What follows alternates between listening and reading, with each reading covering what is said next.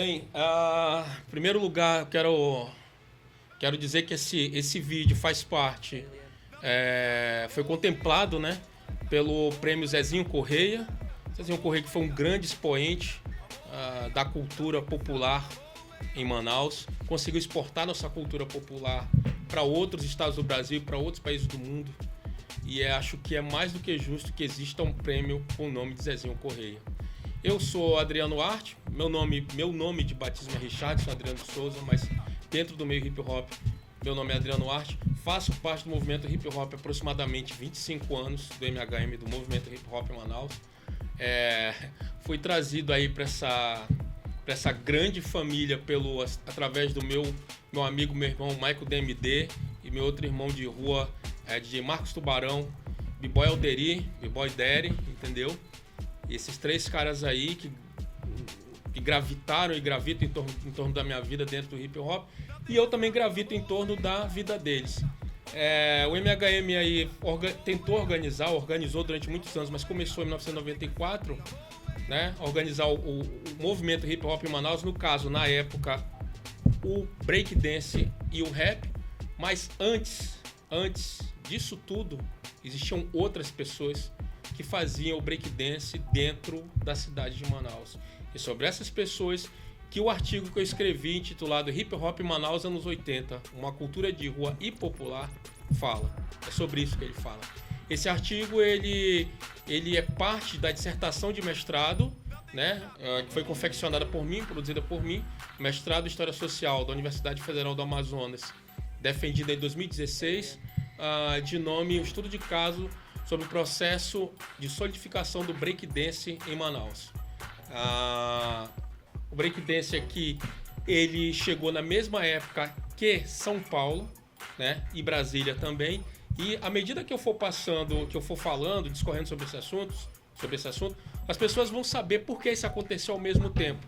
Por que esse fenômeno social aconteceu ao mesmo tempo numa cidade que é, no caso, Manaus, que é distante de tudo, dos grandes centros como São Paulo, Brasília e Rio de Janeiro. Porque uma das grandes perguntas que eu fiz, né, dentro dessa dissertação de mestrado é: por que jovens de uma cidade, de um estado tão distante, de uma cidade tão distante, se identificaram com uma cultura estrangeira? Uma cultura estrangeira, um modo de se vestir, um modo de gesticular, né, um modo de dançar, tornando-se um corpo estranho dentro da sociedade manauara da época. Ali eu falo 1982, 83. Então, assim, o nome desse texto desse artigo é Hip Hop Manaus anos 80, uma cultura de rua e popular. Uma cultura de rua, por quê? Porque ela é forjada nas ruas dos bairros periféricos de Manaus. Depois ela toma os grandes centros. Depois ela toma as praças, ela toma os festivais, ela toma a frente das lojas, mas antes ela foi criada nas ruas. E popular porque foi feita no seio do povo. Do povo que se fala é a população com menos escolaridade, a população mais pobre, mas que nem por isso deixa de ter o seu gênio inventivo aflorado. Deixa de inventar uma maneira de se refazer, de criar uma identidade dentro de uma Manaus caótica, industrializada, como foi e é Manaus. Então, assim, o breakdance, ele é parte da cultura hip hop. Não é isso? Ele é parte da cultura hip hop. Ele é parte. Mas o hip hop, ele tem 4 elementos: o breakdance, o MC, o DJ e o grafiteiro. Bom, o breakdance, ele é o corpo, a subversão do corpo. Ele é o corpo subvertendo os movimentos. Ele é o dançarino que, junto com o seu grupo, ocupa espaços públicos onde ele não deveria ocupar, pelo que está pré-estabelecido do que é cultura ou não, o que pode ser feito ou não, né? O breakdance, ele subverte os espaços, ele subverte os movimentos, ele subverte o olhar. Ele é um fenômeno, fenomenoi, quer dizer aquilo que pode ser observado. E ele é observado com estranheza, mesmo hoje ele é observado com estranheza, porque ele vai diretamente contra o que é estabelecido, por exemplo, como dança pelo balé, né? Dança de salão, né? Ele vai em contraposição a isso tudo, ao mesmo tempo que ele se apropria dessas danças, e ele ressignifica e refaz essas danças de outra forma. Ele cria algo diferente um tipo de hibridismo cultural. Na verdade, o breakdance ele é um grande híbrido de várias danças. Até porque existe toda uma discussão sobre o termo originalidade, né? O que é ser original? O que é original? Não é? A originalidade ela é inalcançável. É como você procurar saber quem foi o primeiro breaker, quem foi o primeiro, cara. Olha, não dá pra saber. E a historiografia atual, a historiografia a partir dos anos 80, não se interessa mais pelo mito fundador. Então, o MC, mestre de cerimônia, ele também hoje em dia é o rapper. Né? Ele é um rapper. O MC é qualquer mestre de cerimônia, qualquer pessoa que possa interagir com a plateia, né? Que possa dar os gritos de guerra, que possa fazer a festa girar. O negócio, como diz na gíria dos mais jovens, bombar. É isso. Ele era isso. Mas só que o MC, a partir do momento que na década de 70 as pessoas se autorreferenciaram, se deram conta que aquele palavreado poderia ser levado para o lado político, poderia ser politizado, aí ele virou o rapper do rap. Lembrando que to rap, na verdade, é uma gíria para falar com força, falar com veemência, às vezes falar até de modo violento. E ele já está no dicionário há muito tempo. Lembrando que o rap aí, ele seria filho dos griots, ou dos griots, como dizem, que eram os cantos, né, dos que os negros faziam dentro dos campos quando eles eram escravizados, enquanto eles trabalhavam, colhendo tabaco, colhendo café ou cortando cana nos Estados Unidos, né? Eles que faziam esses cantos de tristeza. Daí também veio o blue. Blue pode ser azul em inglês, mas também é um canto triste, né? Se você dizer I'm so blue today, olha, eu estou muito triste hoje, né? Que causa certa confusão com quem procura aprender inglês, porque diz, olha, o cara disse que tá azul hoje, não, ele tá triste, né? E do blues veio o rock, mas isso aí é outra história. A questão é que o rap é filho desse tipo de manifestação cultural pontuada como africana. Não é isso? Embora faça muito tempo que o rap deixou de ser algo exclusivamente, não diria ditado, mas personificado no negro ou na negra. Não. Né? O rap hoje em dia, faz um tempo, ele é usado para falar de várias tristezas em várias partes do mundo. Né? Por exemplo, em Portugal, ele é usado pelos imigrantes. Né? Isso na Alemanha também, ele é usado pelos imigrantes sírios, os imigrantes de origem árabe, para falar da discriminação social. Não é isso? Na Tchecoslováquia, na Eslováquia, República Tcheca, na Bulgária, existem grupos de rap que falam de segregação racial. Embora você pense que não existe, mas existe a segregação étnica, entendeu? Para falar das dores do passado, da Segunda Guerra Mundial, eles usam o rap. Por quê? Porque é um meio simples, direto, uma linguagem que não precisa ser complexa, né? Basta você ter a ideia para dar, a ideia para rolar, e isso vai acontecer.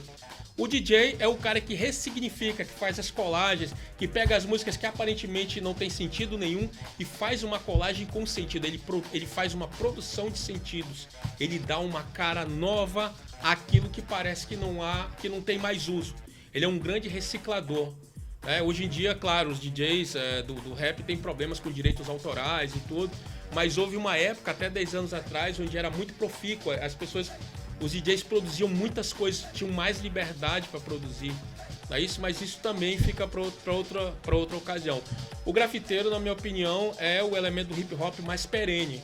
Porque, veja, a grafite vem de grafos, né? Que quer dizer desenhar, escrever com um pedaço de carvão e tal, ou um pedaço de madeira, qualquer coisa que você possa arranhar uma parede. Então, tem grafites de 11 mil anos atrás, 15 mil anos atrás. O que isso significa? Né? Que esses grafos, esses desenhos nas cavernas, essas pinturas rupestres estão lá, né? Significa que enquanto ninguém apagar e ninguém intervir, ele vai continuar lá. Se o mundo durar mais 100 mil anos, vai ter um grafos daquele, um desenho daquele, dentro de uma caverna que alguém fez, mostrando o seu dia a dia, mostrando o dia dele da caça, o dia a dia do casamento, da colheita. Isso é muito importante. Então, na verdade, a dança, né? A interação com o público, essa discotecagem, isso tudo, ele é algumas coisas como a dança e esse MC, o grafite aí, ele já existe dentro de várias sociedades. O DJ, ele é algo mais tecnológico, né? disc jockey veio, ele é mais tecnológico, ele só vem surgir aí a partir dos anos 40, 50 com a explosão das rádios, né? O disc jockey e tal, beleza? E aí a gente vai continuar dando sequência a essa palestra, agradecendo ao Mike King, que foi o cara que se prontificou a me ajudar com esse projeto. Eu agradeço muito ao Mike King e ao Chamel aqui, que cedeu o espaço, né? Um espaço muito bom, né? Para a gente poder fazer esse trabalho. E o hip hop é isso, né? Você se ajudar. Um ajuda o outro e é assim que a gente vai não deixando com que ele acabe. É claro, novas pessoas vão surgindo, os velhos vão saindo de circulação. Isso é algo natural. É preciso que uma geração se vá para que outra venha, mas sempre deve se manter o respeito. No projeto, se você quiser acessar o artigo original, é só você colocar lá na internet Hip Hop Manaus anos 80, que vai aparecer o artigo original que foi publicado em Florianópolis no 28º Simpósio Nacional de História, o qual eu participei. Na época eu era mestrando ainda, né? Como eu disse, esse trabalho ele vem do meu mestrado, da minha dissertação de mestrado em História Social, que fala sobre o processo de consolidação do breakdance em Manaus. E se você quiser o artigo também, depois a gente deixa o contato e eu posso enviar por e-mail para você dar uma olhada. Quem quiser saber mais, não tem problema, a gente sempre se prontifica a ajudar, né, e trocar essas ideias para que também a cultura não morra, para que ela continue viva.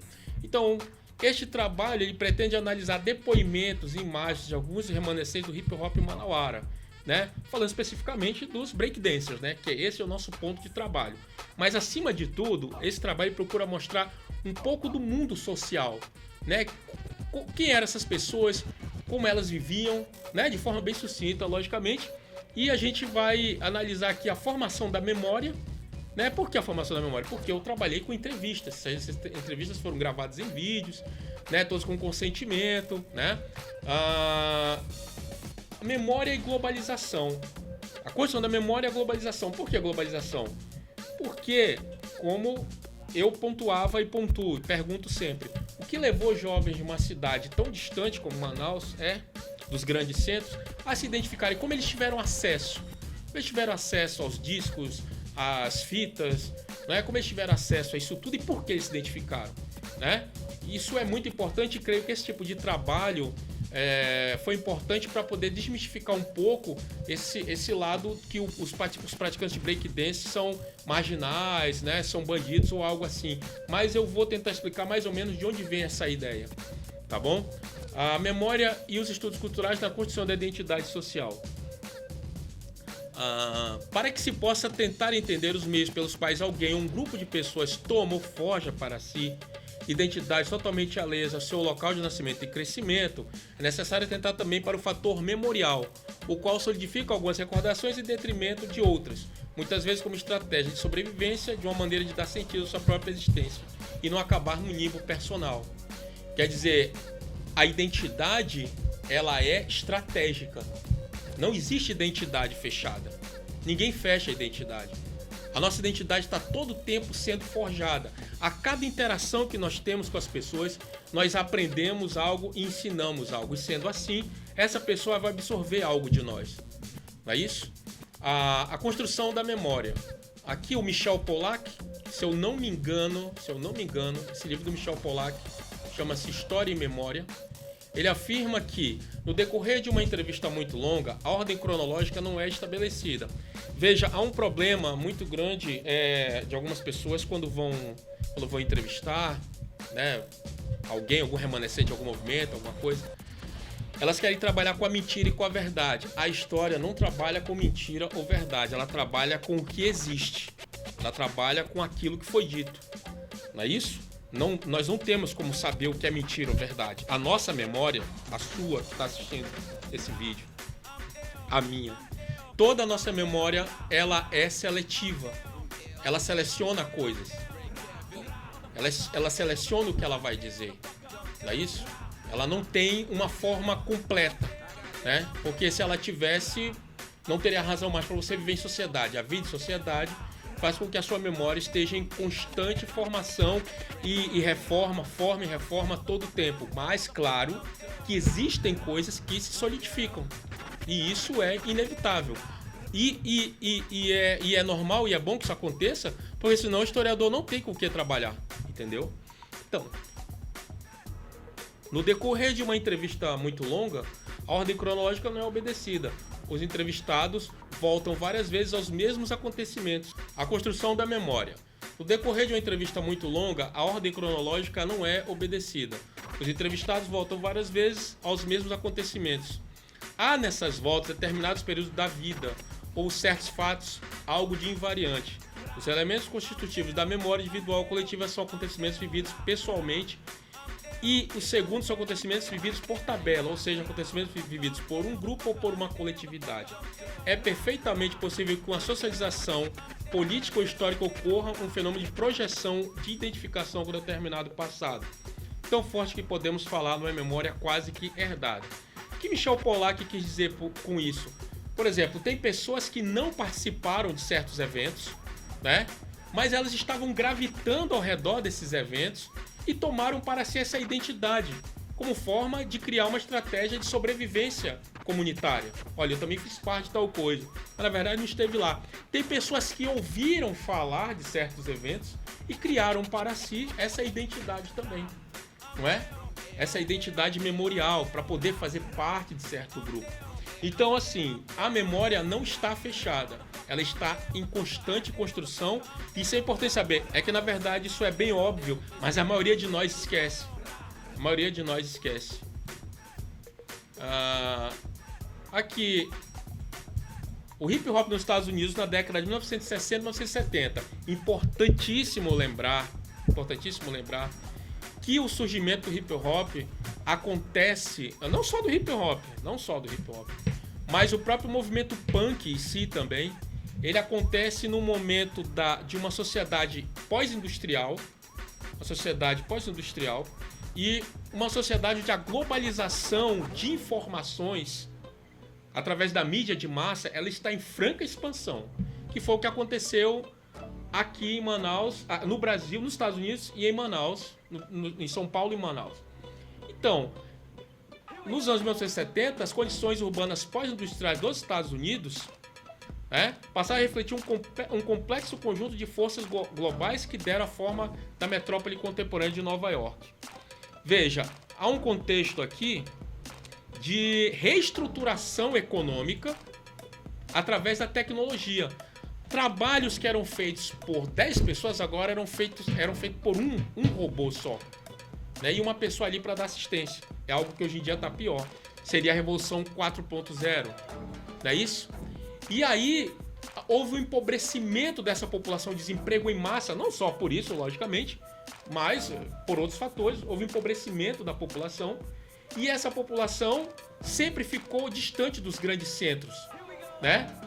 Existem, logicamente, vários bairros de Nova York que passaram por essa reestruturação e por esse empobrecimento. No caso aqui, eu vou falar um pouco do bairro do Bronx, né?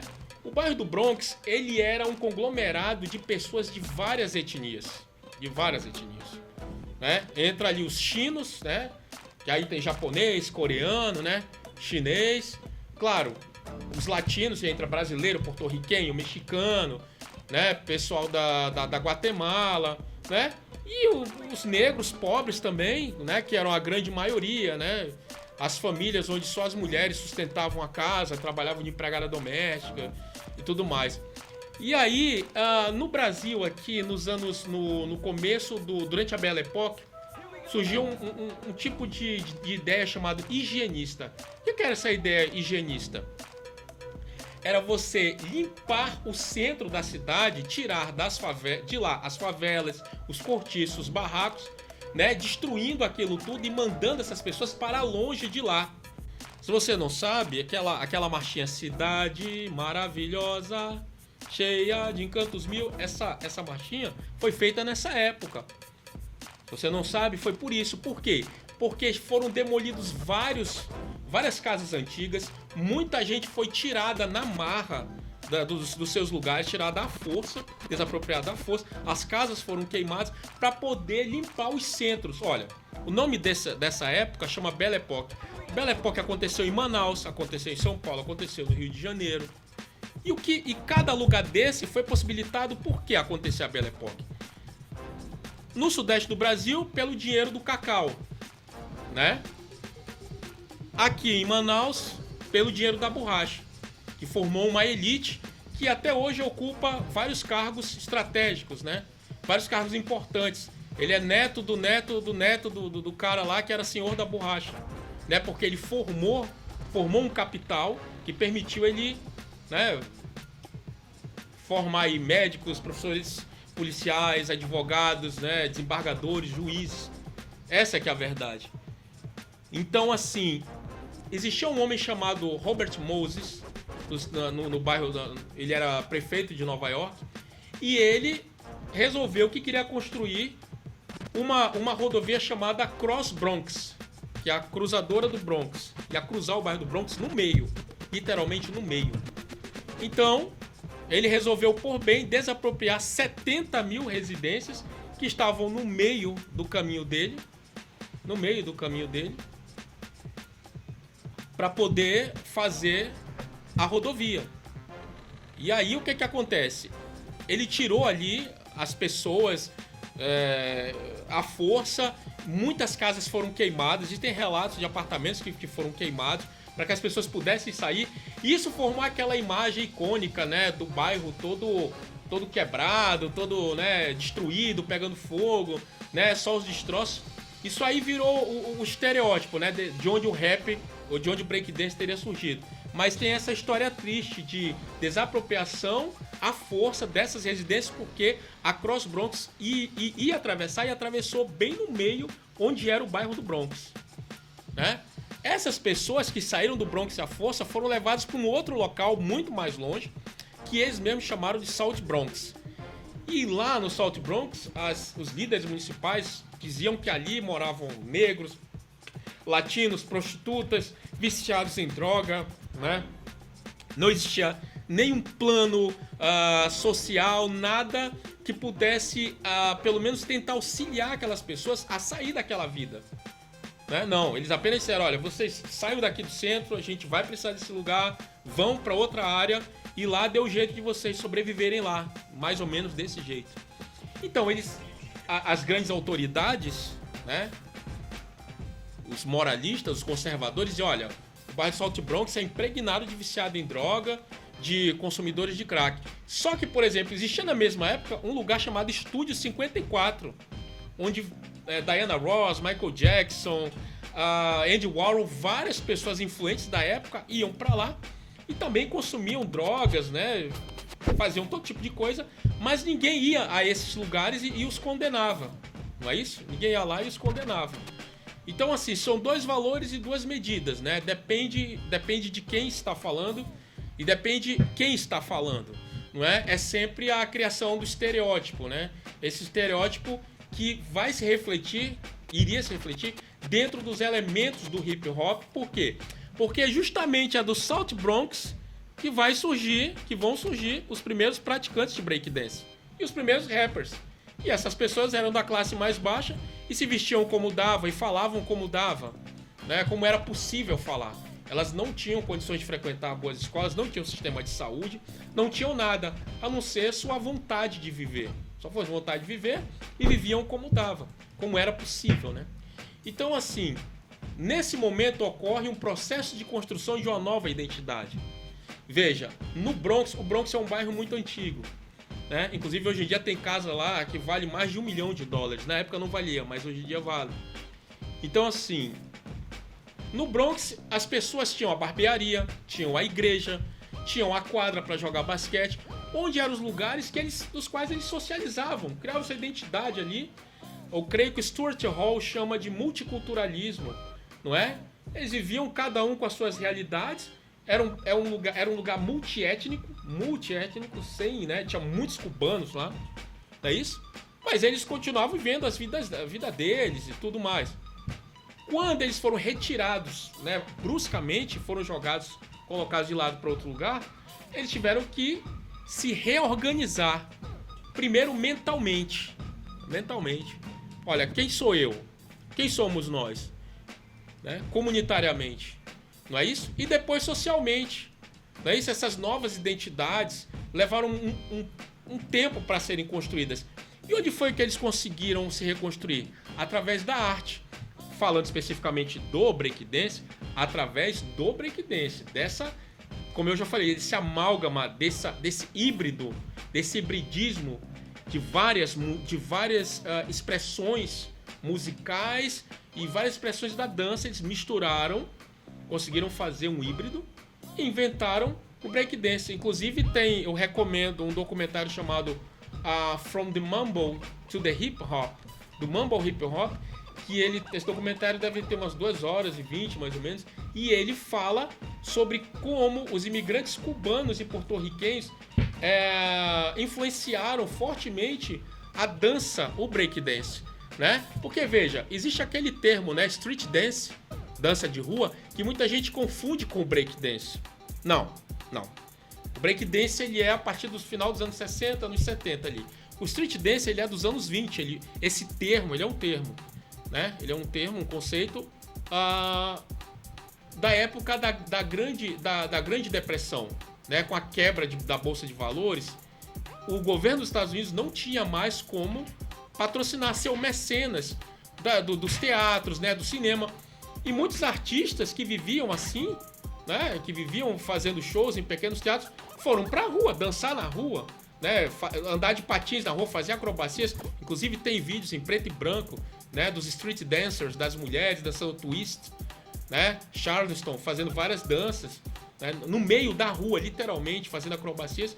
Mulheres e homens que de uma hora para outra se viraram mendigos, morando na rua, isso nos anos 30. Né? 40 anos depois, esse termo continuou sendo usado nos anos 70 com os breakdancers. Por quê? Porque eles dançavam na rua. Não tinha lugar para dançar. Eles não podiam dançar no Estúdio 54, onde só tinha gente rica. A cor da pele deles também os impedia de entrar nos lugares. Não é isso? Porque o racismo ele faz isso. O racismo ele dói de várias formas. E uma delas é atrasar a sua vida, atrasar o lado de quem nasceu com a cor que não é a preferida pela televisão, que não é a preferida pelas revistas, não tem a cor dos olhos que as pessoas acham bonito, que a revista diz, ó, isso aqui vai vender. Existem vários casos de pessoas talentosíssimas da música que não conseguiram gravar um disco, que foram colocados para cantar e outra pessoa dublar a música dela, porque o dono da gravadora disse, olha, não, com essa sua cor e seu cabelo, você não vai conseguir vender. Olha, você sendo mulher e sendo negra e baixinha, você não vai vender. Olha, você sendo negro e desse jeito aí, você não vai vender com esse rosto, com essa cara. Isso é verdade, né? É duro, mas a gente tem que encarar de frente.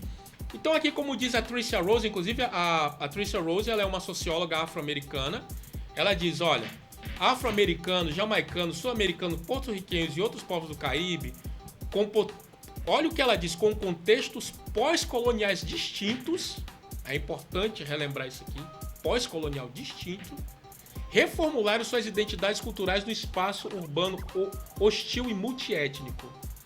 Esse pós-colonial aqui, é importante não deixar ele passar em branco. O que é esse pós-colonial? O que é isso? Quer dizer, as pessoas, os colonialistas, né, os que colonizaram, chegaram, exploraram tudo, né, deixaram tudo uma verdadeira bagunça, escravizaram os homens, escravizaram as mulheres, se possível mataram as crianças porque elas não serviam de muita coisa, não é isso? Exploraram ouro, diamante, tudo que era possível, madeira, tudo que era possível e deixaram para trás o quê? Um cenário de miséria, né? Então, esse tipo de cenário ainda aparecia na mentalidade, né, no inconsciente coletivo desses afro-americanos, jamaicanos. Vocês não queiram saber o que a Inglaterra fez na Jamaica, o estrago que eles fizeram na Jamaica, não é isso? O que os espanhóis fizeram na América do Sul foi feito no Brasil, né? Aparentemente o hip hop não tem nada a ver com isso, né? Pois é, mas tem. Existe todo um contexto histórico que vai além da dança, que vai além da prática de dançar e se divertir, vai muito mais além do que dançar e se divertir. Não é isso? Vai muito mais além. Afinal, quem disse que o breakdance não é música? Ou melhor, não é dança? Os caras dizem que rap não é música, né? Pois é, tem gente que diz que o breakdance, eu tive que ouvir isso várias vezes dentro da Secretaria de Cultura, há uns 14, 15 anos atrás. Breakdance não era dança, né? E vindo de um cara que praticava dança aqui em Manaus. É impressionante, assim. Então, a globalização, ela teve papel predominante nessa formação de identidades culturais alternativas. Então, assim, o Zygmunt Bauman, que é um escritor polonês, sociólogo polonês, acho que morreu, está com uns 2 anos, ele dizia que a globalização, em sua forma industrial e comercial, é um processo que atinge primeiramente as pessoas mais fragilizadas socialmente e economicamente, entendeu? E essas pessoas, elas são justamente as que revidaram, né? As que tiveram, como diz o meu amigo Rafael Branquinho, elas se tornaram sujeitos agentes do seu próprio destino, né? O agenciamento do sujeito, se autorreferenciaram, né? Se deram conta da exploração, da segregação social, racial e econômica. E por isso, essas pessoas que foram atingidas pela globalização industrial, por esse desaparecimento dos empregos, não é? Essa reconfiguração dos horários de trabalho. Você trabalhava tantas horas, você vai trabalhar mais e vai continuar ganhando do mesmo jeito, né? Você quer ver uma coisa? Um exemplo bem prático do dia a dia. Você entra em alguns ônibus agora em Manaus aqui, os ônibus só tem o motorista. O motorista agora é o cobrador. Ele é o motorista e é o cobrador de ônibus. Lá em São Paulo é assim faz muito tempo. Em outros lugares onde eu fui também é assim. Então o que isso quer dizer? Que ele vai trabalhar por 2 pessoas, mas vai ganhar por uma só. Ele vai continuar ganhando o mesmo salário dele, mas vai trabalhar pelo cobrador de ônibus e por ele. Ele agora vai ter que prestar atenção no dinheiro e tem que prestar atenção nas nossas vidas para quem anda de ônibus. Então foi isso que aconteceu lá nos Estados Unidos nos anos 70. É isso que está acontecendo. A globalização agora está chegando de uma maneira mais forte e está atingindo as pessoas, e as pessoas não estão se dando conta, elas estão levando como se fosse algo normal, mas não é. Estão se perdendo empregos, não é isso? E esse perder de emprego gera mais miséria, mais gente desempregada, mais gente assaltando. Claro que isso não é desculpa, mas em grande parte isso é verdade, é isso que acontece. Então, a Cross Bronx atravessou os Estados Unidos. Depois a gente vai veicular essas imagens aqui, vocês vão ver, né, quantas casas foram demolidas, quantas casas foram deixadas só com piso no chão, para que a Cross Bronx, essa rodovia, pudesse atravessar no meio do bairro. O cenário de destruição é caótico, é triste, é deprimente. As crianças brincando no meio do lixo. Aliás, tem um grupo de rap chamado Furious Five, que é com Melly Mel, que é o vocalista. Ele fez um primeiro rap politizado, gravado, chamado The Message. Eu acredito que é 1979. O nome do disco é The Furious Five. Ele fala, né, no The Message, a mensagem, ele fala disso. Ele é de lá, do Bronx, e ele fala, né, todos eles são do 5 Furiosos, do Furious 5, ele fala disso, né, desse cotidiano violento, do cheiro de urina, das casas, as casas caindo em cima deles, escombros, tudo, e eles não sabiam para onde ir. Eles eram muito jovens, né? Eles não sabiam o que fazer. A polícia indo lá só para espancá-los, né? Só para pedir dinheiro dos traficantes de crack. Porque imagina, o local onde eles moravam já era todo desorganizado. Ainda tem gente vendendo drogas. Você imagina, de dentro desses escombros surge o hip hop. E o punk também ali. O punk estadunidense, ele tem ecos. Tanto é que se você ver as primeiras fotos que tem registradas aí do África Bambata, vou já dizer quem é, e de outras pessoas, eles estão vestidos como punks. Eles não estão de touca, camisa larga, não sei o que, né, camisa de jogador de basquete. Eles não estão, eles estão vestidos como punks, com cabelo e tudo. Porque os punks, eles vieram também desses escombros, eles são oriundos desses escombros da sociedade pós-industrial.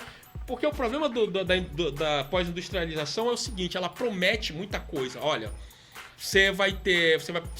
A América é a terra das oportunidades. Você vai poder trabalhar, estudar, ter uma casa, não sei o quê. Aquela família do comercial de margarina, tudo lindo, todo mundo lindo. Mas não é assim. No dia a dia não é assim, né? Que aí tem o acesso ao estudo de qualidade para você ser qualificado, tem o racismo pelo meio, tem a violência policial. Esse foi o ambiente onde nasceu o movimento hip hop. Então, assim, esse local, o South Bronx, ele é o ninho onde nasceram as block parties, ou festas de quarteirão, né? As block parties, festa de quarteirão, ali se reuniam as pessoas, cada um pegava um aparelho, uma parte do aparelho de som, um rádio, alguma coisa, colocava ali na rua mesmo, né? E os caras começavam a rimar em cima, falar os seus briots, falar sobre o dia a dia da sua comunidade, o sofrimento deles, algo que aconteceu com eles ali, a polícia pegou um deles, eles começavam a falar isso, e os dançarinos ali de breakdance começaram a aparecer. Por quê? Porque essa mesma revolução tecnológica também trouxe a ideia de futuro, de futurismo, né? Dos robôs, não é isso?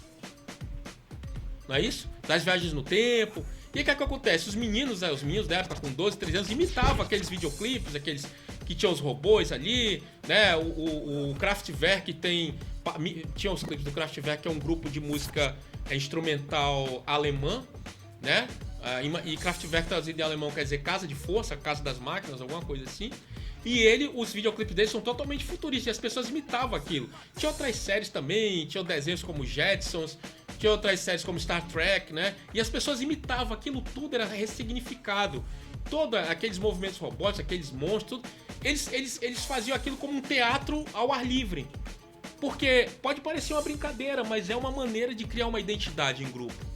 Isso é muito importante saber. Existe um jovem chamado Clive Campbell, ou mais apelidado de Cole Herc, que é o Hércules, né? Hércules legal, porque ele tinha 2,10 metros de altura. Tinha não, tem? E ele foi o cara, um imigrante da Jamaica, que trouxe o Sound System. Sound System o que era? Era um carro, que hoje em dia chama carro de som. Isso é um Sound System. Esse carro de som que a gente vê na rua, isso é um Sound System. E os jamaicanos gostavam de falar os toasts. Toasts, ele é também precursor do rap, porque o cara pegava o microfone e começava a falar do dia a dia dele, não sei o quê. E alguns que já estudavam um pouco da história da colonização, exploração pelos ingleses, eles também começavam a falar sobre as ideias e tal. E aquilo foi tomando força. O Cole Herc, o Clive Campbell, levou isso para os Estados Unidos. A irmã dele foi que teve essa ideia de dizer, olha, por que você não pega aquilo lá, o sound system que a gente fazia na Jamaica, traz pra cá pra gente reunir esse pessoal, pra gente criar um sentimento. A irmã dele que teve essa ideia e ele também já pensava nisso, né? Então foi unir útil ao agradável. Pra ele foi muito fácil fazer isso, entendeu? Para além, claro, aqui a gente já tá falando meio do surgimento do rap, mas nesse momento os sound systems eram um grande catalisador. Ele era um vetor que catalisava todo mundo para ficar ao redor do som. E aí apareciam os dançarinos, e ali aparecia o cara que fazia um desenho que lembrava lá a Jamaica, né? E aí apareciam os caras que já não era o rap, né? Mas já era um embrião ali, é embrionário. Isso tudo é embrionário. O final da década de 60, ele é o embrionário do rap. Porque tem gente que pensa que o hip hop, olha, hip hop nasceu em 1973, o cara, foi nesse ano que surgiu tudo. Não, nesse ano ele foi sacralizado, ele foi documentado. Mas ele tá pelo menos 10 anos antes sendo gestado ali. Sabe onde que ele tá sendo gestado? Nas visões do Martin Luther King, não é isso? Nas músicas do James Brown, né, que falavam de revolução, né? Say loud, say it loud, I'm black and proud. Diga isso bem alto, eu sou negro, tenho orgulho, não é isso? Na luta dos Black Panthers, né? Dos Panteras Negras por igualdade, fim do racismo. Na luta das mulheres da época, das mulheres principalmente, das mulheres dos Panteras Negras, que elas aprendiam artes marciais para ensinar outras mulheres a se defender, né, de possíveis abusadores. Do movimento Black Power, não é isso? Do movimento Flower Power também. Então, o hip hop vem sendo gestado desde a década de 60. Desde a década de 60. Isso vai se refletir muito, muito no rap. No breakdance ele é mais implícito. O breakdance não chega falando, olha, vocês ficam me discriminando, mas ele ocupa os espaços onde teoricamente, pelo establishment, ele não deveria ocupar. Ele vai e ocupa. E nesse momento ele é subversivo, porque ele não aceita ser apagado do movimento cultural. Ele diz, aí, eu sou cultura também, eu faço dança também, eu também tenho minhas atividades, eu tenho minhas capacidades. Ele não diz isso, ele vai lá e mostra. Um breakdancer não para no meio da roda para fazer discurso. Pode ser que pare, mas não existe. Não é isso? Daqui a pouco, mais adiante, a gente vai mostrar essas imagens dos sound systems e dos block parties, são imagens muito interessantes. E também temos aqui Afrika Bambaataa e o DJ Koher. Quem foi Afrika Bambaataa? Olha, na verdade o nome dele é Kevin Donovan, né? E o Afrika Bambaataa foi... o Afrika Bambaataa, o nome verdadeiro dele é Kevin Donovan. E ele, assim, é tido como a pessoa que teve a ideia de juntar os quatro elementos nessas block parties. E dizer, olha, isso é hip hop. Mas hip hop ao pé da letra mesmo, ao pé da letra, o pé da letra seria giro de cintura. Aqui a gente chama, é um passo de breakdance. Aqui a gente chama esse passo de hélice. Mas lá, hip hop é o giro de cintura, é um passo de breakdance. Só que lá tomou outra proporção. Lá nos Estados Unidos tomou outra proporção. Por exemplo, que é aquele jovem ali, aquela menina, olha, eles praticam hip hop. Hip hop, mas estão falando rap ali, falando que a polícia é violenta, não sei o que, prende eles. Prende eles que não pode estar falando isso aqui não. Não pode não. Nós somos uma sociedade conservadora, cristã. Não queremos esses negros e esses latinos fazendo balbúrdia aqui no nosso espaço. Pois é, mas só que de uma maneira ou de outra, eles teriam que expor suas dores, de uma maneira ou de outra. Então assim, a princípio, eu sei que é muito comum isso, as pessoas veem o breakdance apenas como diversão. Pode ser que seja, mas ele também é uma resistência cultural. Ele é uma resistência identitária. Resistência. Persistência. Essas são duas palavras que definem os 4 elementos do hip hop, mas nesse caso aqui, especificamente, ela define o breakdance.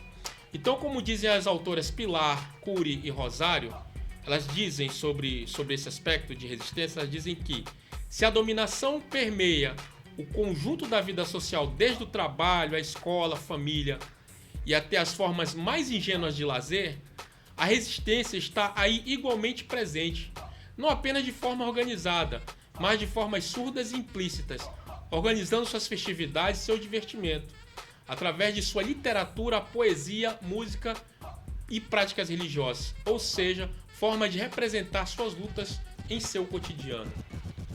Olha, a poesia foi considerada durante muito tempo um tipo de subversão. O samba foi considerado um tipo de subversão durante muito tempo. Sambistas eram presos. Bezerra da Silva foi preso por ser sambista. A capoeira, né? Que era uma dança religiosa, foi ressignificada para ser uma luta. Muitos capoeiristas foram presos, tiveram suas pernas quebradas. Tem um filme chamado Besouro Magangá, acho que tem uns 10 anos esse filme, e ele mostra o capoeirista sendo pego pela volante, pela polícia, e o soldado quebra as pernas dele, do capoeirista, para ele nunca mais dançar, para ele nunca mais fazer a capoeira. Então assim, às vezes algo que parece ser ingênuo, que parece só ser uma brincadeira, na verdade tem todo um contexto social por trás daquilo. Um contexto de luta e resistência. O breakdance é resistência porque ele está aqui até hoje. Ele não sumiu, ele não era uma modinha. A capoeira é uma resistência porque ela está aqui até hoje, não é uma modinha. Não é isso? Muitos diziam que o hip hop seria uma moda. Se ele fosse uma moda, ele teria sumido muitos anos atrás. Mas como ele resistiu à sua maneira, às vezes de maneira torta, ele continua por aqui. Então, no começo desse vídeo eu falei sobre essa ideia da marginalização do breakdance ser sempre levado para o lado marginal, né? A maneira de se vestir, a maneira de falar, não é isso? Mas nem sempre é assim.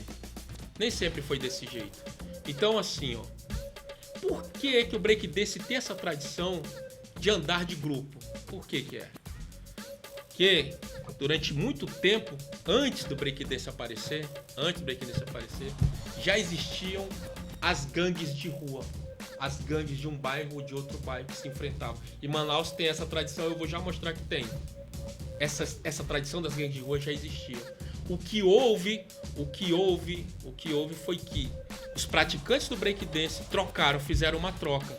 Eles pararam de se enfrentar fisicamente e se matar, e matar um ao outro, e começaram a disputar na dança. Por quê? Porque eles começaram a se autorreferenciar, entender-se como sujeitos sociais, e saber que eles estavam morrendo e se matando enquanto os verdadeiros dominantes continuavam vivos, continuavam inteiros. Eles diziam, olha, nós somos pobres, nós estamos nos matando. Quer dizer, isso não tem sentido algum. Então, a partir desse autorreferenciamento, dessa tomada de consciência, tudo mudou. E essa tomada de consciência fez com que os rappers, os breakdancers e os rappers também, mas nesse caso a gente está falando de breakdance, os breakdancers parassem de se matar. E acredito eu que esse foi o ponto, a virada de chave dentro do movimento hip hop. Porque imagina se os breakdancers não tivessem tido essa consciência. Jamais existiriam os grupos de breakdance. Jamais. Então, assim, a Marilena Chaui, ela observando isso, ela diz, olha, que pertencer a um pedaço, uma área ou um setor, como se diz na gíria, né? Você ouve muito na gíria, olha, eu sou de outro setor e tal. Então a gente ainda ouve, né? Significa reconhecer e ser reconhecido em qualquer circunstância, o que implica certas leis de lealdade. Quer dizer, são leis de lealdade. As gangues de rua, elas prezavam pela lealdade. Prezavam e prezam, né? As facções criminosas prezam pela lealdade. Grupos fechados de pessoas prezam pela lealdade. Grupos fechados de políticos, grupos fechados dentro da família, grupos fechados dentro da igreja prezam pela lealdade. E no hip hop não poderia ser diferente. Por quê? A lealdade é a moeda de troca. Eu te protejo e você me protege. As gangues de motoqueiro, Hell Angels, eles têm esse lema. Eu me protejo e você me protege. O exército tem esse lema. As forças armadas têm esse lema. Proteger o homem à sua esquerda ou à sua direita. Proteger o homem que tá perto de você. Proteger seu companheiro de guerra. É assim. Então, o ser humano já traz em si, dentro dele, esse ímpeto de viver em sociedade. Né? Os espartanos tinham um exercício chamado Kriptia. Quem viu 300, aquele filme 300, pode ter uma ideia, onde os jovens eram colocados quase sem roupa, apenas com uma lança e uma bolsa de sal, e tinham que passar um tempo sobrevivendo, protegendo um ao outro. É assim que funciona. No caso dos breakdancers, a lealdade. E eu já vi aqui em Manaus, grupo de dança, os caras brigarem e irem para as vias de fato por causa da quebra de lealdade. Isso é verdade, né? Então, assim, a essência do breakdance. O que é a essência do breakdance? Que essência é essa que tanta gente fala? A essência do breakdance, segundo o que eu pude apurar, não é que eu seja dono da verdade. O que eu pude apurar, ela é um sentimento de pertença, de pertencimento. Ela é um sentimento de amizade. Ela é uma outra família. Uma vez o MC Fino, que é um cara que é muito importante pro breakdance, pro rap aqui, ele disse uma coisa que eu uso muito. Ele falou: "O Art, sabe por que eu fiquei no hip hop? Tô no hip hop até hoje, fiquei velho dentro do hip hop. Sabe por quê? Porque o hip hop me aceitou do jeito que eu era, ninguém me julgou. As pessoas me aceitaram do jeito que eu era, com todos os meus defeitos, e me deram uma chance de mostrar que eu era um cara bacana, que eu gostava de dançar e que eu gostava de ensinar os outros a dançar. Mas o hip hop me aceitou como eu era. Como diz o Nirvana, né? Come as you are. Como disse Jesus, venha como está. É isso aí. E eu, Adriano Art, também sou esse cara. O hip hop me aceitou do jeito que eu era. Eu morando onde eu morava, numa invasão de bairro. Ninguém me pediu grana, ninguém me pediu nada. O que eles me pediram, sem pedir, sem dizer, foi amizade e lealdade. E nós, a gente da periferia, a gente tem esse costume de sempre querer retribuir. É mais fácil um pobre pagar seus impostos do que pessoas que têm muitas posses. Então, a gente quer passar aos outros aquilo que foi bom pra nós. Isso aí eu aprendi com o MC Guila, MV Guila, Cabanos, que falava: "Pô, Art, é estranho, né? O hip hop fez tão bem pra mim, tão bem pra você. E a gente tenta passar isso para as pessoas não entendem, elas acham que nós somos bandidos, desocupados. Olha, eu sou gerente de uma loja e mesmo assim as pessoas não conseguem entender que o que eu fiz, o que eu faço do rap, no caso ele é um rapper, né? Quando eu dançava, que é algo sério, que é algo bom para mim, é algo para quem tem saúde. Quem tem saúde, quem dança breakdance não pode usar droga, não tem como você ser alcoólatra, porque senão você não vai conseguir fazer passo, coisa nenhuma. Você fazer um giro de cabeça você precisa ter muita força, né? Você fazer um giro de mão precisa ter muita força. Eu digo por experiência própria. Você tem que ter, não adianta. Então, assim, claro, né? Existe toda a criação do estereótipo, mas essa criação ela é mal intencionada, né? Porque tudo aquilo que não é forjado no mainstream, no meio da elite, ele é marginalizado. Mas o hip hop não tem obrigação de fazer parte disso. Ele pode sim provar que ele é algo bom e que ele faz bem para quem o pratica. E agora, finalmente, depois de conhecer aí, como diria o professor, esse preâmbulo sobre o hip hop e seus 4 elementos, a gente vai falar sobre o hip hop Manaus. Em qual contexto histórico? Lá na frente a gente falou sobre o contexto histórico do hip hop estadunidense. Beleza? Agora a gente vai falar sobre o contexto histórico de Manaus e onde se dá esse encontro dos jovens da década de 80 com o breakdance aqui, com um elemento do hip hop, no caso, o breakdance. Veja, Manaus começou a dizer... Manaus teve 3 booms econômicos. 3 booms. Primeiro, a Belle Époque, da época da borracha, o primeiro, ali 1880, 1890. Muitos historiadores pontuam até 1920, 1930, depende. Né? Depois desse primeiro boom da borracha, Manaus ficou aí uns 20 anos num limbo comercial, pessoas vivendo como dava. Muitos casarões aí do centro de Manaus foram abandonados, tá? Muita gente pegou esses casarões aí na marra, porque eles foram abandonados, porque os donos foram à falência e foram embora. Depois, na década de... Depois, na década de 40, entra o Brasil na Segunda Guerra com soldados da borracha. Não é isso? E nessa época, Manaus experimenta o segundo boom. É isso, é o segundo boom econômico, né? O qual trouxe muita gente para Manaus. Nesse primeiro tempo da Belle Époque, veio muita gente. Né? Veio muita gente do Ceará, Maranhão, Paraíba, veio gente da Austrália. Eu pesquisando, eu descobri que veio gente da Austrália, da Irlanda para Manaus. Logicamente, ingleses, vieram muitos ingleses para Manaus, muitos. E, logicamente, muitos norte-americanos, muitos estadunidenses vieram para Manaus trabalhar no comércio. Muitos casaram com as mulheres daqui e já ficaram por aqui mesmo. Não é isso? Inclusive, seria bom se alguém fizesse uma pesquisa sobre as mulheres que vieram nessa época também. Não é isso? E aí, depois, nos anos 40, a mesma coisa. O meu bisavô, por exemplo, o bisavô é cearense. Meu bisavô são cearenses. Vieram para o Amazonas, terminando já ali a primeira fase da borracha, nos anos 30, mais ou menos. Meu avô, pai da minha mãe, chegou nos anos 50, né? Na região do Juruá. Não é isso? Então, eu sou neto e bisneto de cearense da época da borracha, como muitos, talvez até você que está vendo esse vídeo, tem um avô, uma avó, ou um bisavô, uma bisavó, que é cearense, paraibano, né? Que veio da época da borracha, lutador, sofredor e resistente. Né? E aí, o crescimento demográfico de Manaus ele é vertiginoso. Existia uma senadora chamada Eunice Miquiles, que ela já na década de 70, ela já avisava que se Manaus continuasse recebendo tanta gente e a cidade não tivesse estrutura alguma para essas pessoas, Manaus ia virar um caos econômico, ia virar um caos social, que atingiria sempre as pessoas mais pobres. Infelizmente, essa previsão dela se concretizou.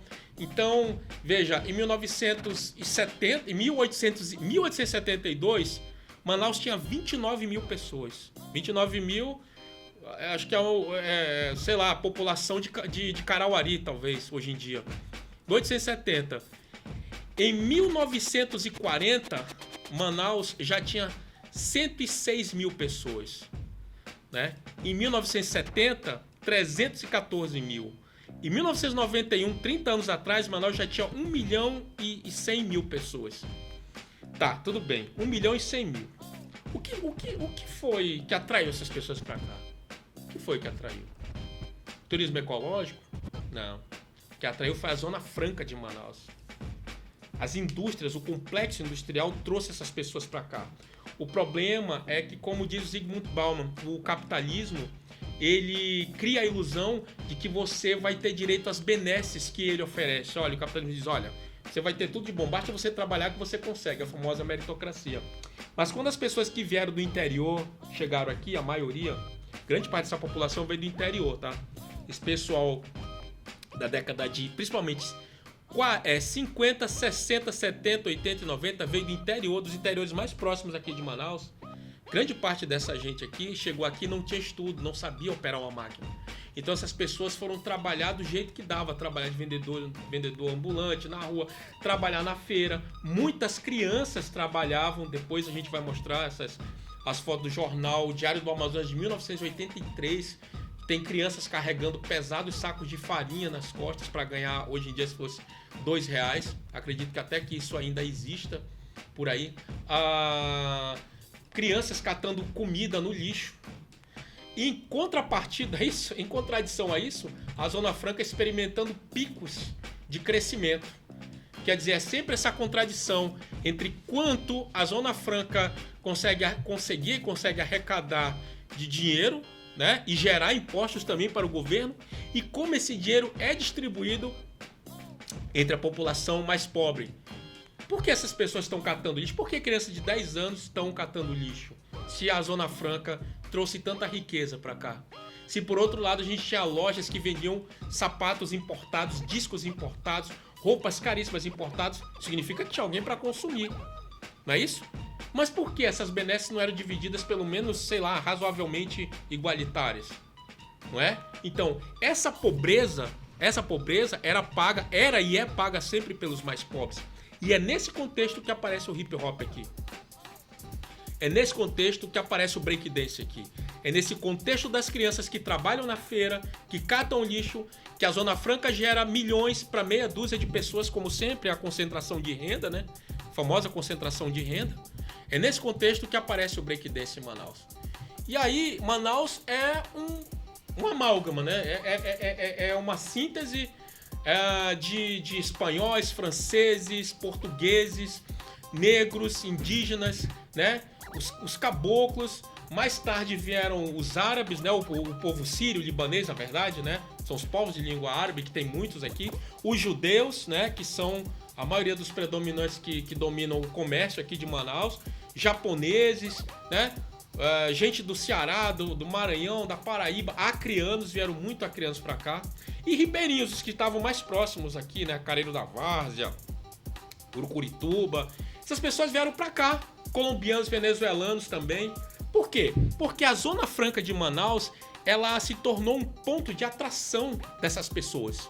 A promessa de você ter uma vida melhor, ela veio através da Zona Franca. E as pessoas acreditavam nisso. Só que quando chegavam aqui, elas não tinham mão de obra qualificada para trabalhar nas empresas. O que aconteceu? Elas foram invadir áreas verdes. Mas isso é assunto para outra história. Mas o que eu estou querendo dizer é que isso que o Zygmunt Bauman chama de refúgio humano, essas pessoas as quais o capitalismo não conseguiu absorver, elas foram procurar uma maneira de continuar vivas. E como foi? Elas foram invadir o Coroado, foram invadir o São José, foram invadir o Alvorada. Inclusive eu escrevi um outro artigo agora sobre segregação ambiental, que fala dessas. Foram invadir o Japim, né? Foram ocupar a parte do Ouro Verde. Aliás, Manaus tem pouquíssimos bairros planejados, não é isso? Tem pouquíssimos bairros planejados. A maioria dos bairros são frutos de invasão, não é isso? E aí o que acontece? Nesses lugares, não por coincidência, existiu a violência, tráfico de drogas, não tem escola, não tem quadra de esportes, talvez tenha uma ou outra igreja evangélica por ali, como sempre, ou católica talvez. A questão é que todos esses bairros, similar ao bairro do Bronx, lá nos anos 60, Robert Moses, rodovia Cross Bronx, similar, aconteceu aqui. Não é isso? As pessoas vieram para cá para trabalhar na empresa, não é isso?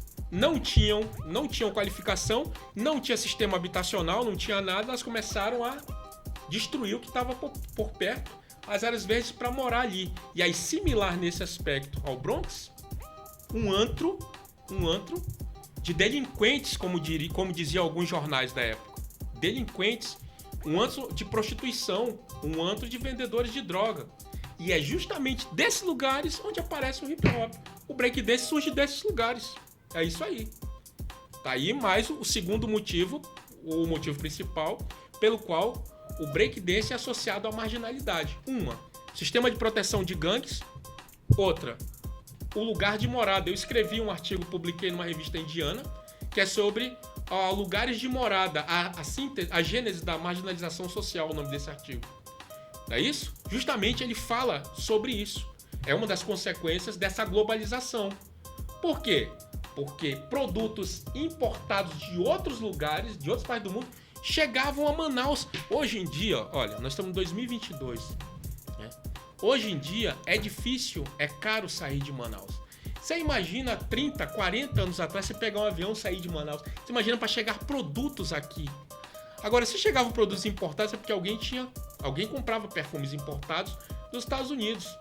Alguém tinha dinheiro para fazer isso. Mas, por outro lado, tinha as crianças, né? Tinha os vendedores de rua, tinha as prostitutas, tinha os caras que faziam o que era possível para poder sobreviver. Lembre-se, isso é uma visão sociológica, tá? Histórico-sociológica. Isso não pode ser usado como desculpa para ser delinquente, para qualquer tipo de delinquência. E aí, falando naquela ideia que eu disse, que eu fiz a pergunta, né? Por quê? Por que jovens de um lugar tão distante se identificaram com aquilo? Como foi que eles tiveram acesso ao breakdance? Eu tive a felicidade de entrevistar uma figura muito carismática, muito inteligente, por sinal, que à época, em 2015, tinha 46 anos de idade, que era o senhor José Raimundo Brandão, mais conhecido como o breakdancer, o b-boy Raimundinho. Eu acredito que ele era do Break Revenge, e o Break Revenge foi e é um dos mais falados. Já se passaram mais de 30 anos. Muitos caras falam deles porque eles dançavam muito, tinham muita resistência física, eles estiveram muito disciplinados, eles gostavam de enfrentar, eles gostavam do confronto na roda de break. O Raimundinho deixou isso pra mim claro várias vezes, inclusive mesmo indo às vezes de fato, se fosse necessário, para defender, né, aquilo em que ele acreditava. E ele tinha por volta de 14, 15 anos. Muitas fotos que vão aparecer aqui foi ele que me cedeu gentilmente, né? Então eu perguntei dele assim, eu vou dar aqui o primeiro perfil dele. Meu primeiro entrevistado foi o senhor José Raimundo Brandão, 46 anos, residente no bairro da Praça 14 de Janeiro, mas nascido na Compensa 1, Zona Oeste, popularmente conhecido como Raimundinho, por ter feito parte de dois antigos grupos de break, o Invertebrado Break e o Break Revenge, criados entre 1984 e 1986. Ao ser perguntado sobre o que te levou a dançar o breakdance, ele responde: tu precisas daquilo, precisas estar lá. Se tu não tens conforto, não tens dinheiro, precisa pelo menos ter um sonho. Mas eu entendo que o break era discriminado porque não dava dinheiro. Ou seja, não era possível se viver fazendo aquela arte que não era reconhecida. Então assim, eu dançava por amor. Ao ouvir as batidas eletrônicas do Miami Bass, que era divulgado principalmente pelos programas de rádio, pelo Raidi Rebelo, nos anos 80. Eu assisti o filme Beat Street. Esse filme marcou a disseminação do breakdance aqui em Manaus. E várias vezes eu acabei dançando, né, tomando gosto pela música, pelas batidas. E mesmo com a pressão da sociedade para somente trabalhar e estudar e ter família, eu não renunciei ao meu desejo de ser um artista, pois aquilo me traria frustração e desgosto de viver. Olha a frase que o Raimundo usa no final aqui, ó. Frustração e desgosto de viver. Quer dizer, é algo que ele introjetou, ele pegou para ele essa identidade. Ele disse: olha, isso aqui sou eu, é isso aí que eu faço. É isso se tornou Raimundo. Entendeu? Então assim, ele se identificou com aquilo, houve uma identificação. Meu segundo entrevistado foi ninguém, nada mais nada menos que Marcos Tubarão, né? Ou Marcos da Silva. Como eu falei na introdução desse vídeo, foi um dos caras que me levou pro movimento hip hop aí pelo ano de 1996, né? 96, 97 aí. um cara que se tornou também um referencial musical, né? Um profundo conhecedor de música hoje em dia. Na época que ele me deu essa entrevista em 2015, ele tinha 44 anos. Ele é de Astorga, no Paraná, né? Maringá, na verdade, Maringá, ele é de Astorga, que é um distrito de Maringá, é a cidade pequena dentro da cidade pequena, do estado do Paraná. E ele veio trabalhar aqui, veio para cá porque o pai dele veio trabalhar em Manaus. O lance da imigração, a ideia da imigração. É isso? O pai dele veio trabalhar aqui na empresa de café e ele veio junto com a família. E ele achou bom, né? Porque creio que ele tinha uns 15 anos de idade. Ele achou bom por quê? Porque ele sabia da Zona Franca e que ele sempre quis ser disc jockey. Ele já tinha essa ideia. Ele pensou, bem, na Zona Franca é tudo mais barato e eu vou ter acesso. Bem, ter acesso ele tinha, mas que era tudo mais barato não é verdade. Tava na vitrine, mas nem todo mundo podia comprar. E uma das contradições da Zona Franca é: o trabalhador do Distrito Industrial trabalhava de sábado a sábado, às vezes até domingo, como meu padrasto trabalhava, para ganhar um pouco mais do salário mínimo, mas ele não tinha condições de comprar aquela televisão. Ele não tinha condições de comprar aquele aparelho de som. Ele não tinha condições, porque ele não tinha condições de comprar o videocassete. Ele não tinha condições de comprar aquela câmera, mas ele produzia aquela câmera. Ele trabalhava na Sony, trabalhava em outras empresas, né? Trabalhava na Bosch, mas ele produzia, mas não tinha condições. Essa talvez seja a pior crueldade que o capitalismo industrial possa trazer. A pior frustração. Você nem de longe é dono dos meios de produção, nem de longe. Você produz algo, você trabalha, você ganha um salário insatisfatório e você não pode ter aquilo. Você não pode ter. Você deseja algo que você produz, mas não consegue ter. Então, assim, o Tubarão começa a falar dele dizendo, né? Eu perguntei dele o que levou ele a dançar breakdance, o que era aquilo pra ele. Ele abre aqui, aspas, dizendo, olha, dançar break pra mim era gostar muito mesmo. Lutar pra fazer aquilo que você gosta, porque dinheiro ninguém ganhava com isso. Não tinha alimentação legal, preparo corporal. Às vezes a gente treinava durante uma semana inteira só para participar de campeonato, né? Mesmo sem ganhar dinheiro, a gente pensava em ser o melhor grupo, em vencer sempre. Melhorar as apresentações. Então ele fala aqui, olha, meu pai veio morar aqui e procurar trabalho, porque lá onde a gente vivia era muito difícil ter uma vida melhor. De novo essa frase, vida melhor. O capitalismo industrial, ele promete isso para você incauto. Olha, vem trabalhar aqui, pode vir pra cidade, você é do interior aí. Pode vir. Você vai ter uma vida melhor. Mas quando chega aqui, a realidade é bem diferente. Existia na frente da Compensa, acho que é a Compensa ou a Educação, acho que é na Compensa, é na frente da cidade de Manaus, uma cidade flutuante com 1.200 casas. Você tem ideia do que é 1.200 casas? Que são 1.200 casas na frente de uma cidade. Para onde é esse sistema de esgoto? Para onde ia? Os dejetos. Todos para o Rio Negro. Quando essa cidade foi desmantelada, essas pessoas começaram a invadir os locais. Um desses locais era a Compensa. A Compensa 1, Compensa 2. Não é isso? São Jorge. Toda aquela área zona oeste ali foi invadida a partir do desmantelamento da cidade flutuante. E aí o pessoal ia procurar emprego no distrito com essa promessa de vida melhor e nada. Sem conseguir nada porque não tem qualificação. O Tubarão continua aqui. Eu vim de Maringá para Manaus em 1986, já ia completar 16 anos. Eu gostava muito de dançar break, mas gostava mesmo de música. E lá no Paraná a gente sabia da questão da Zona Franca, produtos com preços mais baixos e tal. Então a ideia era montar uma equipe de som, aparelhagem. Meu pai, que veio primeiro, disse que seria mais fácil conseguir isso, mas quando a gente chegou aqui e foi ver os preços, a realidade era bem outra. Quer dizer, você produz, mas você não tem direito de usar. Outras pessoas usarão. Aliás, esse tipo de característica do capitalismo, ele é completamente subversivo ao que a Bíblia diz, né? Porque aí seria para todo mundo produzir e todo mundo usar. Todo mundo ter direito às mesmas coisas. A questão da igualdade, né? Da equidade, você ter as mesmas oportunidades. Mas no capitalismo industrial não é assim. É a meritocracia. Os melhores é que conseguem, os mais preparados é que conseguem. Então, aqui eu busco analisar um pouco da globalização e o breakdance em Manaus. É através do Anthony Giddens, se eu não me engano, o Anthony Giddens ele é um antropólogo, né? Ele diz, a globalização é marcada pelo desraigamento irregular das relações sociais e pela destradicionalização que não se restringe às sociedades em desenvolvimento. Tanto as sociedades da periferia quanto as sociedades ocidentais não podem mais evitar seus efeitos.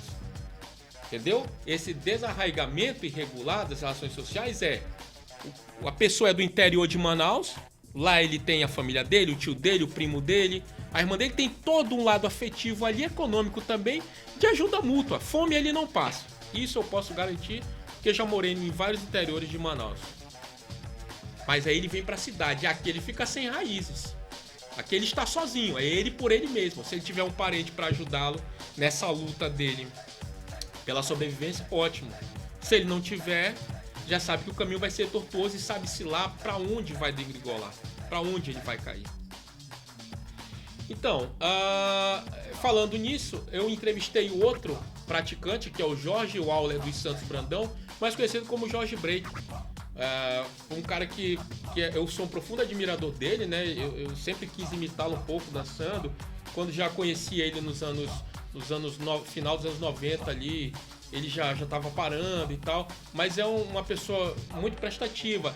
E assim, eu escolhi o Jorge Break para ele falar sobre um pouco do ambiente social vivido na época, né? Ele é do ano de 66, deve ter por volta hoje em dia 55 anos de idade, na época que eu entrevistei ele tinha uns 50 anos, né? E ele afirma aqui, olha, que na época em que ele morava no bairro São Jorge, na década de 60, né? Década de 60, ele nasceu ali nos anos 60.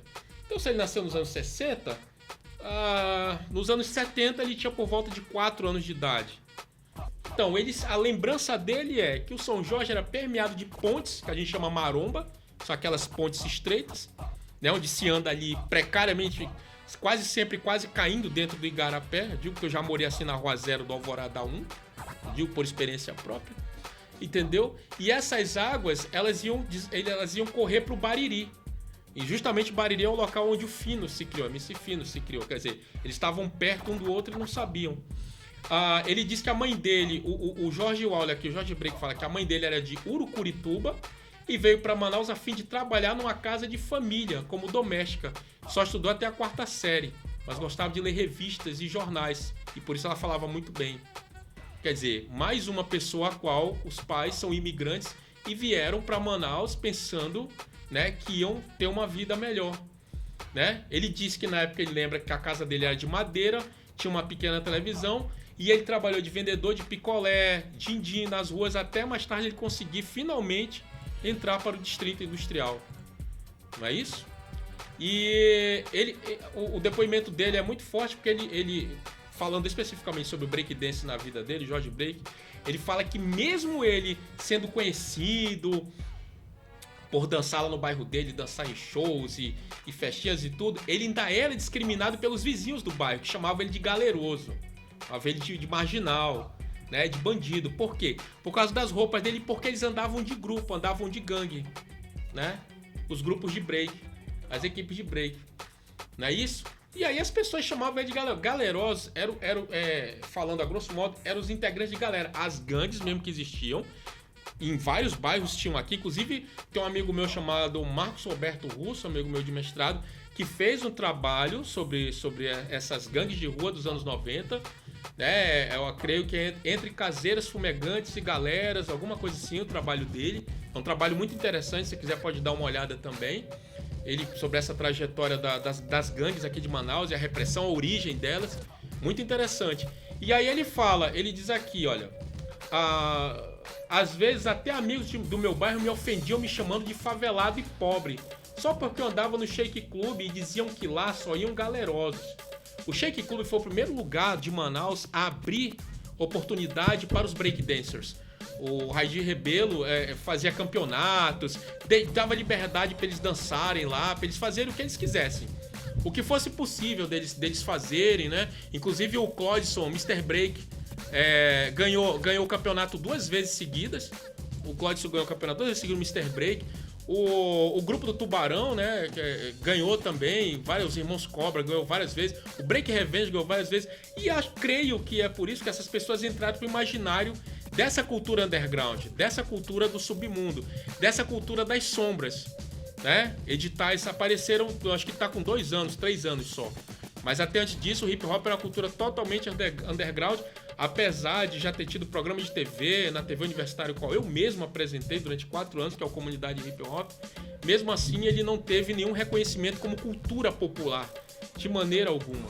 E a gente ainda tá nessa luta aqui, entendeu? O Mike King e o Chamel são 2 caras que estão nessa luta também, né? O Mike King com uma nova geração, o Chamel dando todo esse suporte midiático aqui, com toda a aparelhagem dele, cara, e acho muito interessante essa, como é que eu falo, essa solidariedade que tem entre os caras do hip hop. Isso é algo que não tem preço mesmo, tudo é muito simbólico, é tudo muito simbólico, não tem preço mesmo. Isso vale muita coisa. Pra quem sempre teve tudo, isso não pode não significar nada. Mas pra gente que é da periferia, que sabe como é difícil se manter vivo e se manter honesto, se manter vivo e se manter honesto, que é mais difícil, a gente sabe o valor disso aqui. E aí é o seguinte, como se não bastasse, né, a maneira pelo qual Jorge Break era visto pelos seus vizinhos, como ele afirma aqui, ó. Na verdade, teve gente que queria dançar com o meu grupo, mas andava de galera e eu não queria meu grupo envolvido com isso. Então todo mundo andava no estilo break. Andava no estilo break é o quê? Calça frouxa, com uma listra aqui, né? O equipamento e tal, blusão com o nome do grupo. Nós não queríamos ser confundidos com galerosos. Quer dizer, a estética aqui, a roupa, servia como uma identidade. Isso é importante saber disso. Que essa estética da roupa serve como uma identidade para o grupo do Jorge. E por outros grupos também. Eu creio que o Gato também falou algo parecido, o Raimundinho falou algo parecido. Como se não bastasse isso tudo, ainda tinha repressão estatal. Não é isso? Essa repressão estatal, ela age com eficaz, com rapidez e força, né? É reforçada pela associação que a mídia traz do estereótipo do marginal. Não é isso? E aí o Homi Bhabha, que é um indiano radicado na Inglaterra, escreveu vários livros, né? Mas o livro ao qual eu tive acesso dele é O Local da Cultura, de 2001. Ele fala sobre o estereótipo do marginal. Então ele diz assim, olha: o estereótipo não é uma simplificação porque é uma falsa representação de uma dada realidade. Eu vou repetir aqui. O estereótipo não é uma simplificação porque é uma falsa representação de uma dada realidade. É uma simplificação sendo uma forma presa, fixa, de representação que, ao negar o jogo da diferença, abre parênteses, que a negação do outro permite, constitui um problema de representação do sujeito em significações de relações psíquicas e sociais. O que ele está dizendo? Que existe um jogo, o outro só existe a partir de você, e você só existe a partir da alteridade. Nós só conseguimos criar nossa identidade observando o outro. Olha, ele é o que eu não quero ser, ou ele é o que eu gostaria de ser. Agora, como você vai reorganizar seu cérebro psiquicamente para não ser aquilo, ou ser aquilo que você vê refletido, se você vai criar uma projeção, aí é um outro processo, não é isso? Bem, eu tenho algumas imagens aqui que a gente vai colocar nesse vídeo depois, mas de qualquer maneira eu vou dizendo aqui, né, quais são, porque creio que são muito, muito interessantes. E lembrando que muitas dessas imagens foi o Raimundinho do Break Revenge que me cedeu. E um cara muito importante que eu não posso deixar de lembrar aqui, que foi o Matheus Cordeiro, B-Boy Matheus, porque na verdade o Matheus foi quem me levou para falar com o Raimundinho, com o Jair Bombonzeiro, com vários caras. Ele se prontificou a me levar na casa do Gato, de todas as pessoas que fizeram parte dessa dissertação de mestrado. E aí o Raimundinho me deu essa foto que é escrito break no muro da casa dele, no muro perto da casa dele, escrito com tijolo. Ele mesmo pegou e raspou o tijolo ali e fez a palavra break. E aí tem uma foto dele em 1985, ele com a equipe de break dele na Praça da Matriz, em Manaus. Eram meninos, né? Meninos de 15, 16 anos. Tem uma foto de dois caras do Break Revenge na rua, posando com um rádio, um boombox, um rádio da época, sempre imitando as fotos que eles viam, né, nas revistas, os breakdancers. Tem uma foto do grupo Zulu Kings, né, em 1987, o Zulu Kings, segundo o Raidi Rebelo, ele excursionava com ele por aí. excursionavam dançando pelos interiores aí, chegaram a ser um grupo muito conhecido dentro de Manaus. Tem uma foto de uma revista chamada Dance o Break, que ensinava a dançar, os passos, as fotos, uma a uma.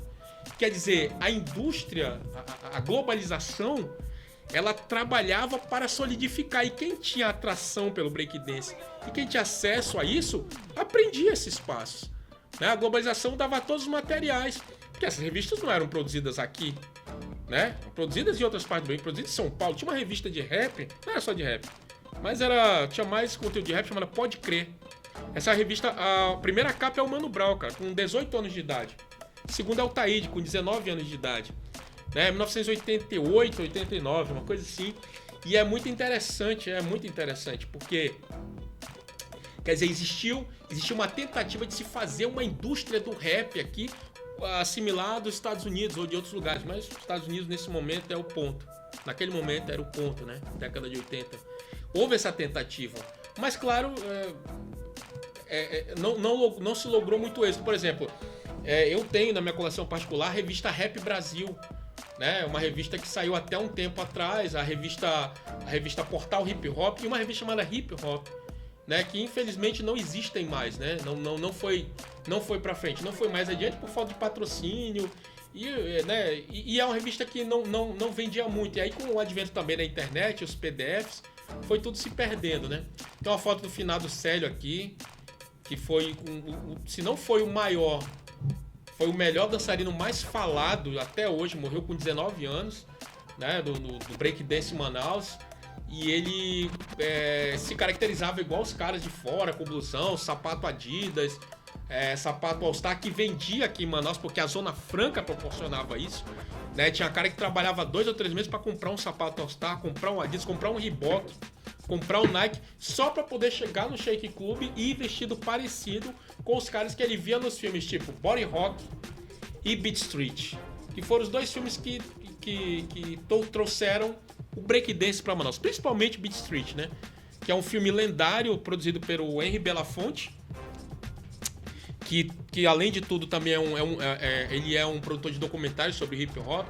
Se eu não me engano, ele fez um documentário chamado The MCs, Os MCs, que é um documentário que fala sobre as origens do rap lá e o teor das letras e a repressão policial também. Olha, tem uma imagem da Tia Cida, sei que tem 40 e poucos anos de idade. O programa da Tia Cida era gravado aqui onde hoje é a TV Rio Negro, tá? E no programa da Tia Cida, muita gente do breakdance foi dançar lá. Muita gente. Muita gente que hoje tem 50 e poucos anos foi lá com 14, 15 anos dançar breakdance lá. Eu morava perto, mas nunca fui. Morava aqui no Petrópolis, aqui perto, mas nunca fui. Mas é muito interessante. Essa foto tá no site Manaus de antigamente.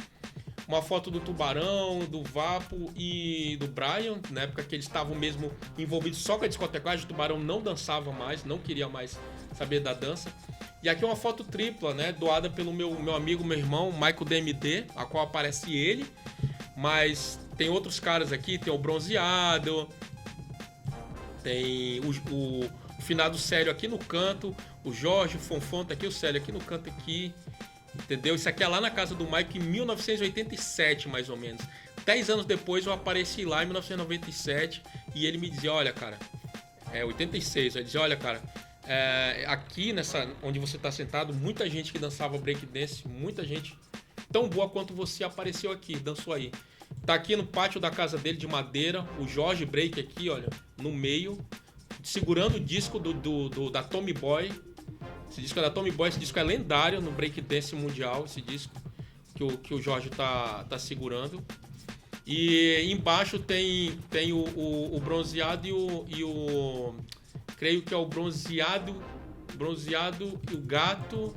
Bronzeado, o Gato e os outros caras do grupo dele, dos Irmãos Cobra, dançando. Essa aqui é uma foto gentilmente cedida pelo Ronaldo, do Renegados do Break, Padeirinho, meu brother, meu irmão. E um desses caras aqui já morreu, acho que é esse aqui, o Negão que chamava. Esse aqui é o Oglo, Kardec, o Guila, bem aqui. E outros caras do Renegado que lá no São José, esses caras aqui não chegaram a ser conhecidos no Shake Club porque eles não tinham dinheiro para ir pro Shake Club. Dificilmente eles tinham dinheiro para ir. Então eles ficaram conhecidos só na área deles, né? Eu vim conhecer a segunda geração do Renegados, isso aqui é de 86. Eu vim conhecer os caras em 96. Já quando eu já tava mesmo de cabeça no breakdance, no hip hop, mesmo pra valer. Por isso que meu apelido também é Arte 96 por causa disso.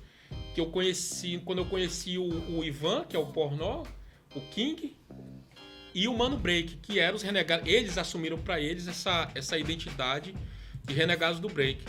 Então eu termino essa explanação agradecendo mais uma vez ao Mike King por me auxiliar nesse trabalho. Realmente não é algo fácil de fazer e eu também tenho meus afazeres como ele também tem, mas ele, né, teve toda a boa vontade. Agradecendo imensamente ao Chamel pela estrutura, algo muito bom. Eu fiquei muito feliz quando vi essa estrutura aqui. Recomendo que as pessoas venham aqui dar uma olhada na estrutura dele que ele tem para gravar vídeo, gravar podcast, qualquer coisa desse tipo. Agradeço ao Matheus Cordeiro por ter lá em 2015 me encontrado na rua e eu agoniado para saber como ia chegar nas pessoas para entrevistar, e ele se prontificou a me levar na Compensa no São Jorge comigo. Matheus Cordeiro, obrigado mesmo. Agradeço ao Tubarão pela entrevista, ao Raimundinho, né, ao Jorge Waller, ao Jorge Break, a todos os caras que participaram dessa dissertação de mestrado que a gente está tentando transformar em livro.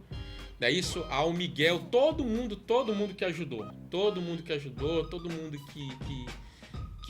achou por bem colocar seu nome, pôr seu nome para a posteridade através das minhas mãos, através da minha escrita. E logicamente, né, agradecer a Prefeitura de Manaus, a Manaus Cult pela essa iniciativa desse Prêmio Zezinho Corrêa, como eu disse no começo desse vídeo, dessa explanação. Eu tive o prazer de conhecer o Zezinho Corrêa quando eu tinha 14 anos de idade, quando ele fazia a feira de livros infantis do Sesc, que ele colocava uma cordinha ali na praça da polícia e colocava livros lá para quem quisesse ler e tomava conta daquilo. E eu era uma dessas pessoas que chegava lá para ficar lendo, sentava embaixo daquelas árvores e ficava lendo ali, porque eu nunca fui bom de futebol, nem era lindo, nem nada, nem rico. Então eu ia pelo menos procurar fingir que era inteligente. Então eu ia para lá ler essas coisas. E ali eu conheci o Zezinho Corrêa e durante todo esse tempo ele sempre continuou sendo o mesmo cara, muito humildão, muito acessível, um cara muito simples, um cara que merece não só essa homenagem desse prêmio, como outras também.